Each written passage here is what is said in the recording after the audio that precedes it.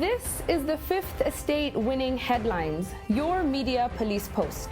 Brought to you by the Fort Hall School of Government, coming to you from Nairobi, Kenya. In this segment, we summarize some of the headlines that you might have missed this morning.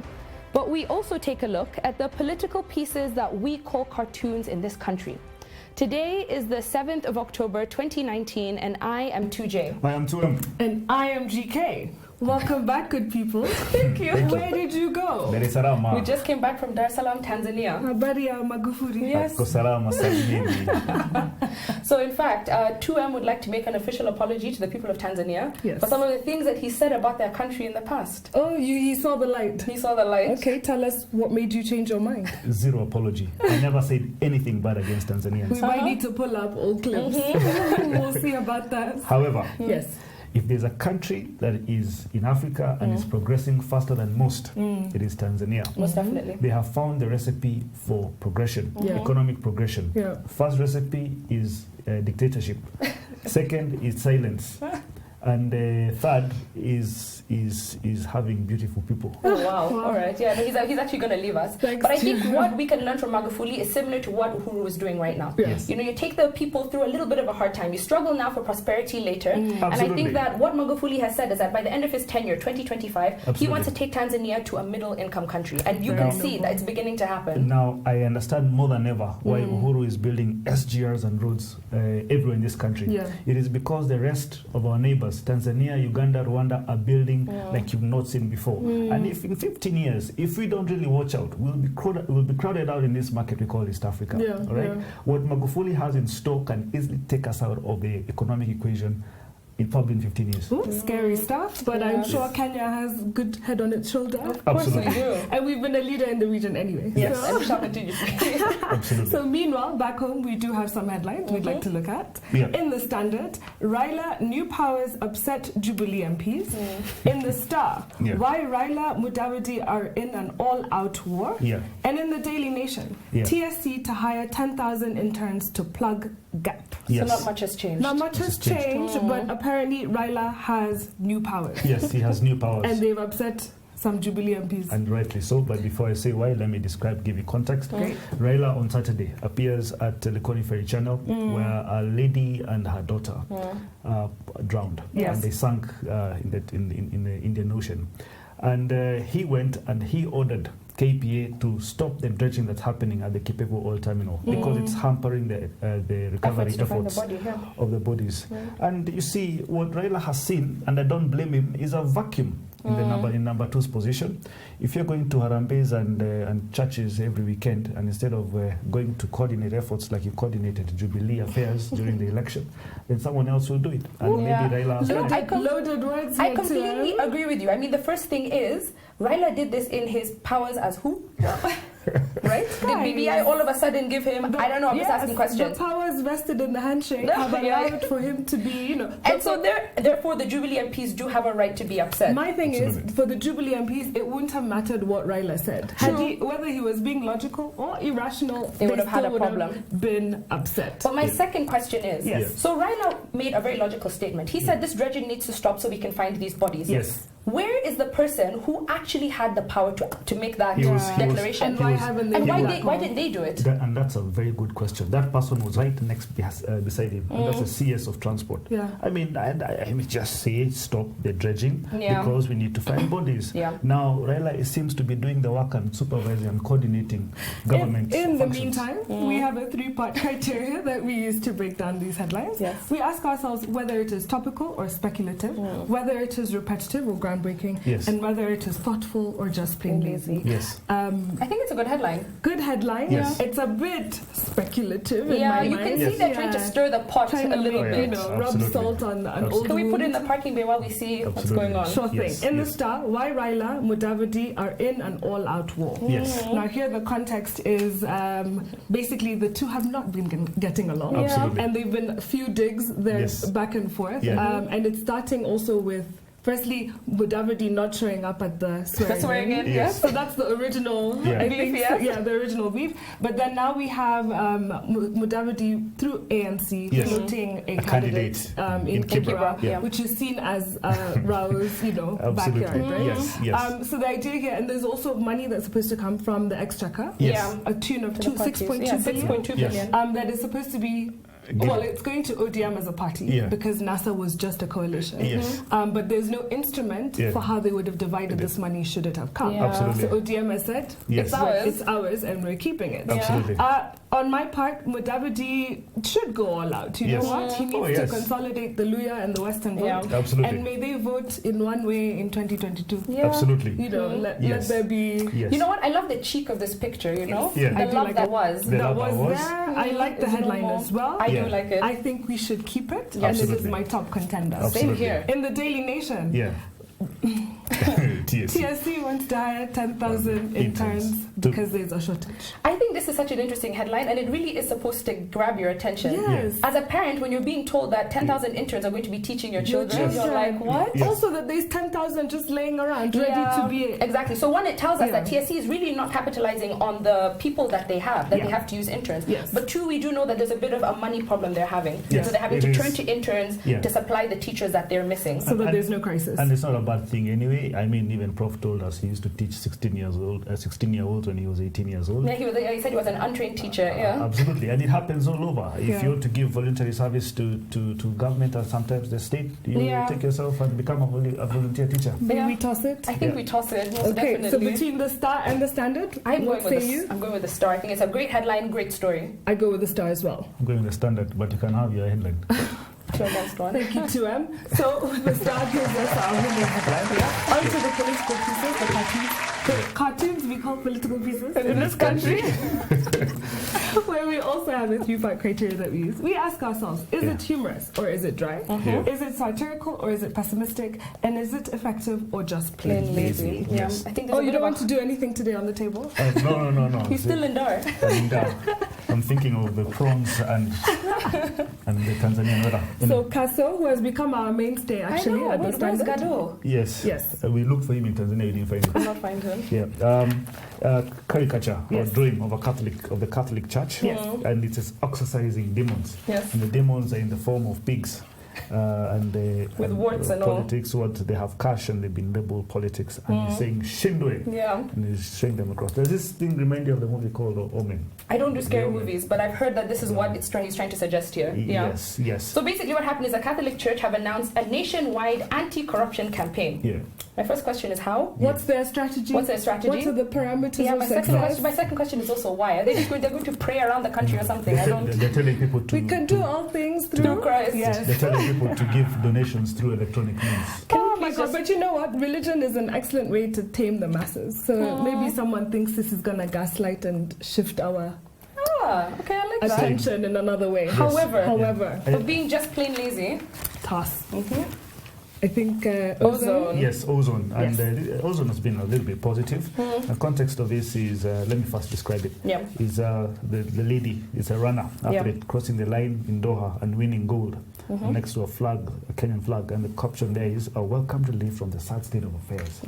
And it's because Kenya is doing very well in the Doha Games. I think we're number 2. Has actually done very well. Games are over. Oh, they're over. Sorry. They're over. And Ruth Chepngetich won the first gold medal for Kenya. And many of them won so many gold. Kenya came second. My question is, he's talking about the sad state of affairs. Is it at home, in Doha? But I think he was obviously referring to home. I think absolutely. Last week we had the sports pesa exit from the country. The Likoni ferry. Trending on Twitter, I lost my job. So maybe he's trying to be positive and say at least we have athletes who are winning abroad. So we park it.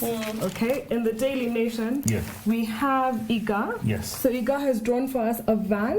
And it says, a very broken down van or ambulance, and it says disaster response unit. And then the door says typically responds within minutes. But you can see it's grounded. Absolutely. There's, it's looking very dilapidated. I feel like this cartoon, it's a continuing story, so I guess that's why he thought it would be relevant. However, I find it so dry. It's so dry. It's also it's not positive, it's so negative. I guess there's nothing positive about that story, to be honest. But so we toss it. Can we say the Star can give us a winning cartoon? Yes. Hey, TJ has vetoed that. I'm sorry, guys. It's a dry Monday. Let's just admit it. All of them. Yep. So we have no winning cartoon. Yeah. And what is our final thought? And now our final thought. I had missed it. It's inspired. We had missed you also. I know you had, but thanks. It's inspired by the double rule of Milton Obote, former president of Uganda. Yes. Summary. Yeah, so this week, in the run-up to Mwai Day on the 10th, we just wanted to take a look at some of the leaders in Africa who had relationships with Mwai, good, bad, or otherwise. Yeah. But in the absence of that, maybe taking a look at the policy or diplomacy choices that Mwai made in relation to our neighbors, African countries. So today we want to start with, as you said, Milton Obote, born Apollo Milton Obote, on December 28th, 1924, and he actually died October 10th, 2005. Wow, on Mwai Day. On Mwai Day. So I guess that was a bit of a perfect match we chose today. What are they all So he was the founder, hero, nationalist, pan-Africanist, tribalist, dictator, and murderer, who was the prime minister and president of Uganda twice. Yes. There was a gap, right? Yes. So he was president first in 1966 to 1971. Then he took a bit of a gap. And then he came back again from 1980 to 1985. Yes.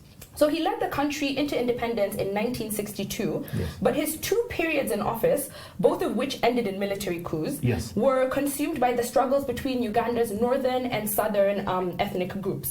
So he was born into a farming family in the north of Uganda, and later in life, in 1950, he actually came to Kenya after being expelled from Makerere University. He says that is not true, that it is conjuncture history, but this is what we're told. And while in Kenya, he actually becomes one of the founding members of the Kenya African Union. And he did this in rebellion to the British government, which refused to give him a scholarship to study in Germany and the UK. So he says, you won't give it to me, let me go join the independence movement in Kenya. So Yes, he was salty. So he returns to Uganda in 1957 to join the UNC, the Ugandan National Congress, where despite being one of the very few Africans who were part of this group, he did not hesitate at all to criticize the British government. And we see a lot of this in his time. So in 1962, he led the country to independence and became prime minister. And he managed to form a coalition government with the powerful and populous kingdom of Buganda under King Mutesa II. So later in 63, Obote convinces Mutesa to become ceremonial president. So we're talking about what we might be having in Kenya very shortly. And this was probably done to quell the tensions between the north and south ethnic communities. But in 1966, the tensions eventually boiled over, and Obote sent troops led by Idi Amin to attack Mutesa, who then fled to the UK. So Obote then introduces a new constitution that abolished all the kingdoms. There are 5 kingdoms in Uganda, so he abolished all of them. And he established an executive presidency, which is what we have today.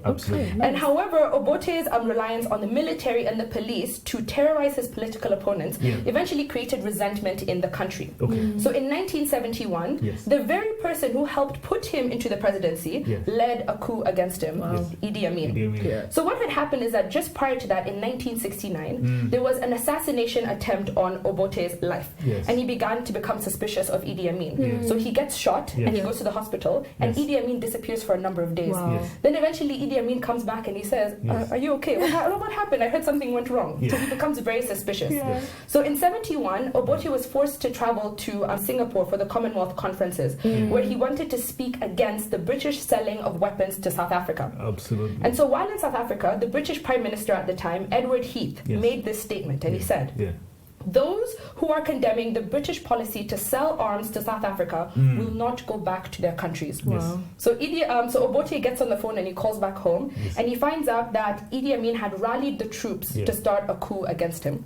And so what happens is he flies to Bombay, where Julius Nyerere was having a state visit, and he advises him to fly to Nairobi and then travel on to Tanzania, Dar es Salaam for safe passage. And that is the end of Obote 1. Obote 1. Yes. And then we get to Obote 2. So the same Tanzanian government helps Obote come back to Uganda for the election in 1980. Yeah. And is it 1981? Yes, 1980, sorry. Yes. So he comes back in, and Tanzania helps him run this election. Yeah. This election Museveni is also in. Yes. And he loses the presidency. Yes. But they say that there were two things that sort of didn't help Obote in Obote 2. Yes. Basically, he didn't learn from his first mistakes, Yeah. right? Yeah. So he comes in, and there's an issue of a bad economic situation in Uganda after Idi Amin years. Yes. And there's high inflation. I think inflation had reached 100%. And also there was a very bad security situation. Yes. So he had banished the Baganda kingdom, Yes. which was semi-autonomous at the time. Yeah. They had their own monarch. And he abolishes them, but yet the Baganda make up the majority tribe in Uganda. Yeah. So he has disenfranchised them. And this goes on for a while. And then there's conflict between the Idi Amin remnants. So there are people who were the rebel groups who are still supporting him. Yes. And they were in the West Nile and northwestern Uganda. Yeah. And then you have Museveni's NRM. So he loses the election and then comes back to say, I'm going to reform. And so he has guerrilla groups as well. Yeah. Now, the thorn in Obote's side was this massacre in Lowero. Yes. So it is said that an estimated 300,000 civilians died between 1981 and 1985. Wow. Yes. And this was because Obote's government army was fighting these rebel groups, these guerrilla groups. And you were saying that's more than the people who died under Idi Amin. They say that in the more people died in this era than in Idi Amin. Yet Idi Amin is always known to be far worse and far vicious, right? Yes. But however, he had learned some things. Yes. So he had abandoned his leftist ideology that he had in Obote 1. Yes. And so he had less harsh measures towards the economy. Yes. He dropped the price controls and he basically floated the Ugandan shilling on the forex exchange, which then ended up devaluing the currency. Absolutely. But however, donor funding starts coming back into the country. But still, this does not do anything to help. Yes. The massacres and the harsh nature to the opponents, the political opponents in the country, really worked against Obote. So in the army, there's now the last thing where the government, the army splits into two. And that's where a man named General Tito Okello sees his opening to come and take over a coup against Obote. Absolutely. And that happens towards the end. Absolutely. In 1985. Yeah. Now, when he was deposed in Singapore, this is now back to Obote 1. Back to Obote 1, 1971. Yes. He's in a plane with Foreign Minister of Kenya, one Dr. Joroge Mungai. And Kenyatta gets call that Obote has been deposed. And he says that Obote and Joroge Mungai must fly direct to Nairobi. And this is because he knew that if Obote flew direct to Uganda, he would be killed. Yes. They place Obote at the Hotel Pan-Africa here in Nairobi. And the Kenya government realizes that Obote actually wants to go back and retake power. And they realize the guy had a plan, organize a convoy of 6 cars somewhere in Tororo. Obote would land there and drive all the way to Kampala and take power. But then one Daniel Arap Moi discovers this plan, and he orders, and him and the Kenyatta government, they order that nobody gets out of the hotel, and they will be taken directly to the airport where they will fly to Dar es Salaam. Now, why am I saying William? Daniel Arap Moi. That's the only vice president I think. Yes, Daniel Arap Moi walks straight to the pilot of this plane going to Dar es Salaam. And there's a dialogue. And this dialogue was captured by one Kenneth Kaunda. I was telling a story to a historian and a journalist called Kamau Ngodo. And I want to read the dialogue to you. Yes. He says, Moi says, we will fly them to Dar es Salaam. And then the pilot asks, and if Dar es Salaam doesn't want them, do I bring them back here? And then Moi says, no, take them anywhere, but don't bring them back here. And the pilot asks, and if you run out of fuel? And Moi retorts, that's your problem. Just don't come back here with them. And you see, Moi had good reason to behave the way he did. See, Moi believed that the man behind the botched coup of 1971 on Kenyatta was a man called Milton Obote, because he instigated the feeling and the coup. And how this was discovered is there was a group of military people in a bar somewhere in London drinking with MI5 operatives. And the MI5, and this guy, he ropokwad, and he said, we're about to go and depose the rule of Kenyatta. And they got it and they directed it it and they trace it to a guy called Brigadier Ndolo. Wow. Now, there's a reason why Moi did this. Yeah. Moi saw that his ascension to power, the succession of Jomo Kenyatta, would be affected if at all there was going to be a coup. Yeah. If it was going to be a coup, it meant that Moi was never going to ascend to power in 1978 or any other time that Kenyatta would pass on. Yes. Yeah, that's very true. Interesting insights there. Yes. So on a day where we had a winning headline from the start and no winning cartoon, we asked maybe tomorrow will be better. Yeah. So we see that Obote had 2 chances to rule and change the fate of Uganda. Yeah. So if you're lucky to get a second chance, don't waste it. Please subscribe to our YouTube channel and you can find us on TV. We're on GoTV, StarTimes and Pan Future. Yes. See you tomorrow. Yes.